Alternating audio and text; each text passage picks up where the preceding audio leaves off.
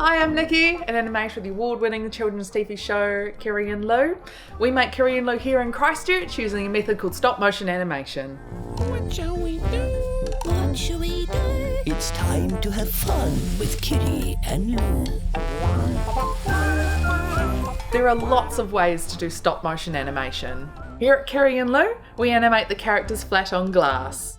Today, we're going to show you how to animate a 3D character like this at home. But first, we're going to show you how to get all set up.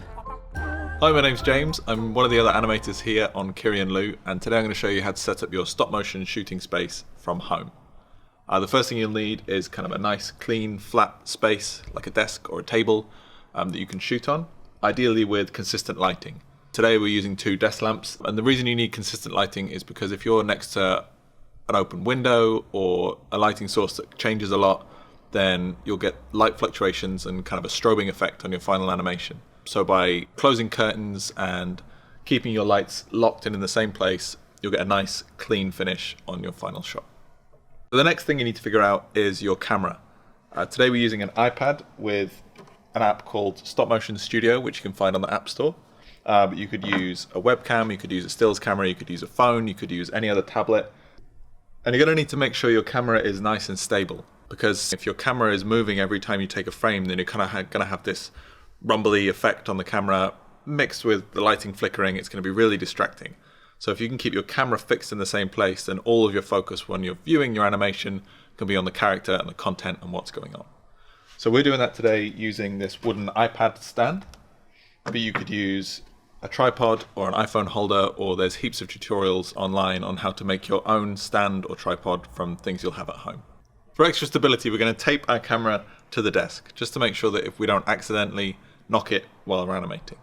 Alternatively, you could use excess clay you've got or something heavy just to really secure your camera in place. And now we're going to look at the camera settings. So first things first, you want to put whatever it is you're going to be animating in frame. And you need to set the focus on that object. So if you tap on the object, then your camera will focus where you want it to focus. And you need to make sure you've got your focus lock on, because otherwise every time you put your hand in, it will focus on your hand, then focus on something else, focus on your hand, something else, and you'll get that same flickering effect that we talked about with your camera moving. Whereas by locking your focus, it will remain consistent throughout. So you also need to think about your frame rate. Now a frame is a still image, so every time you take an image on here, that's 1 frame. And in TV, 25 frames makes up 1 second of animation. So on Kiri and Lou, we shoot at 12 frames per second because you don't actually need to shoot every single frame for the human eye to be able to work out that it's moving. So if you go in the settings on here and click on this little speedometer, then you can choose how many frames per second you want to shoot at.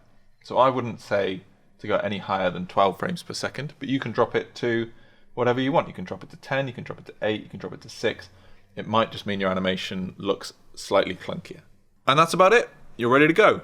And the best thing I can advise for you to do now is to just have a go. Just play around, use something simple like a ball of clay, and just take a bunch of frames, move it a little bit, move it a lot, play around with your frame rate, and just see what works, see what doesn't work, and have fun.